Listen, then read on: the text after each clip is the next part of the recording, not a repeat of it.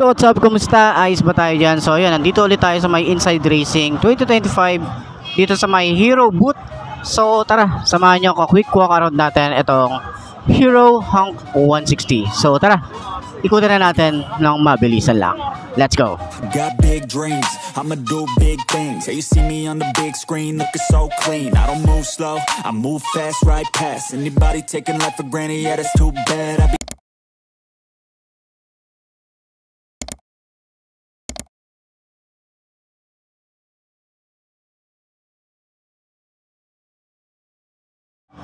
So yun na nga, isa sa mga parang Hornet yung datingan. Alam niyo sa Honda, parang ganun din yung datingan nito. Ang aggressive nung design nito, ang ganda ng itsura niya, and then yung headlight na LED, signal light na LED tsaka flexible. Ang premium din nung logo ng Hero, di ba? Then ayan, meron tayong parang carbon fiber finish, tapos matte and glossy combination. Meron tayong telescopic fork.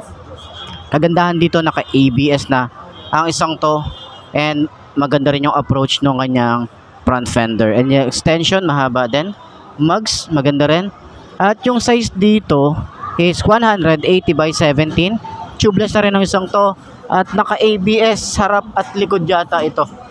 Ayan, naka wavy design yung ating disc brake, dual path caliper, at ang nagustuhan ko rito is meron siyang bracket.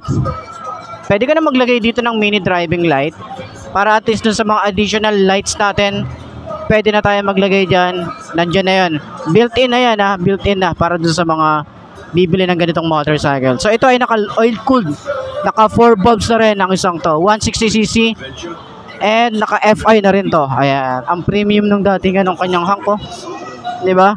Then yung kanyang makina, grabe ang ganda. Foot pegs para sa rider, combination ng rubber and metal, rear brake pedal, napaka-smooth. Meron tayong cover dito or pairings para sa pagtakip ng ating makina. Ayan. Foot pegs naman para sa angkas. Ganda rin ng design, no? Solid din yan. And naka-mono shock, adjustable. Ang laki ng shock na ito. Swing arm, maganda rin. May tar hugger. May mudguard pa tayo rito.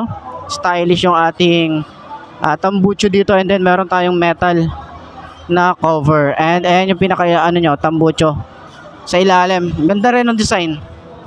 Okay, sa kanyang gas tank, ang laki ng gas tank na ito, 160cc, pero yung gas tank niya is parang yung design is pang big bike. Ayan yung kanyang premium na hunk, diba? Meron siyang emblem, 3D emblem din ng Hero.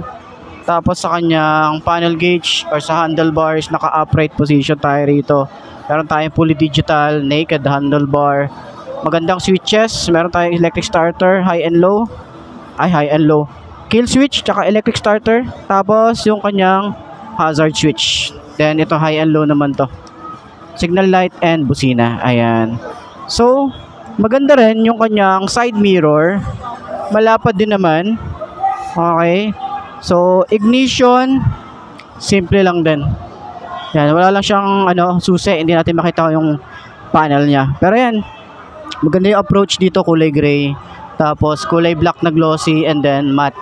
Kaya ang dami mo makikita rito na ganda ng niya, ganda ng combination. Yung ating upuan, sobrang lambot, tapos parang may carbon fiber finish dito. Hanggang OBR yan, napakakapal. Yan, di lang siya naka-open. Pero ayan, grab bar naman, solid din. Ganda rin na ito. So sa taillight niya is naka LED na rin tayo rito. Plate light meron din tayo. Signal light niya, flexible naman yan. Reflector and then lagay ng plate. Ayan.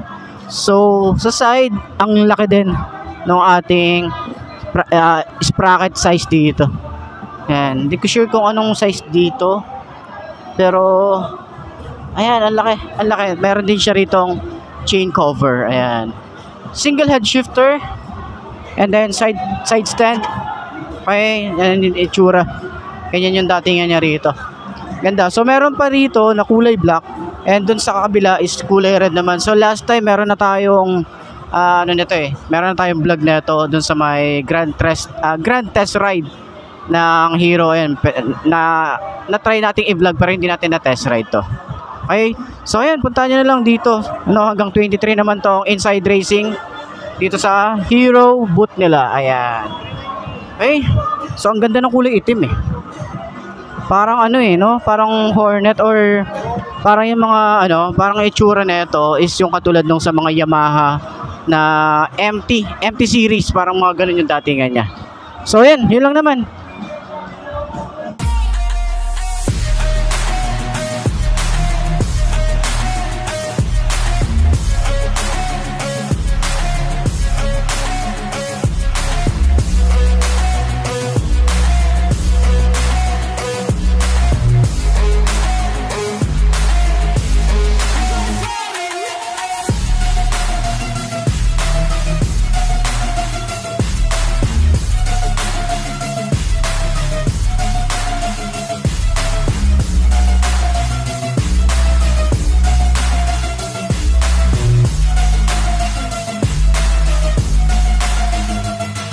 Better watch out, I'm on the climb to the crown in my prime right now. Hear me loud, I've been spitting for a while now. All by myself, independent DIY now. Don't need no help, I've been beating out labels and money and budgets, it's funny. I do all the work, yeah, keep it 100. I fight for my dreams, I would die for these things. I believe in myself, I refuse to be weak, I like to build things. Empires out of buildings, I wanna leave a legacy of helping others find they feel things. Of motivating and killing, depression, exhaustion, we need some healing. I work through the pain, I like seeing gains. I keep my head down, buried, walk through the flames. Yeah, I do this every day, even when I feel drained. A true man pushes through, you don't hear complaints.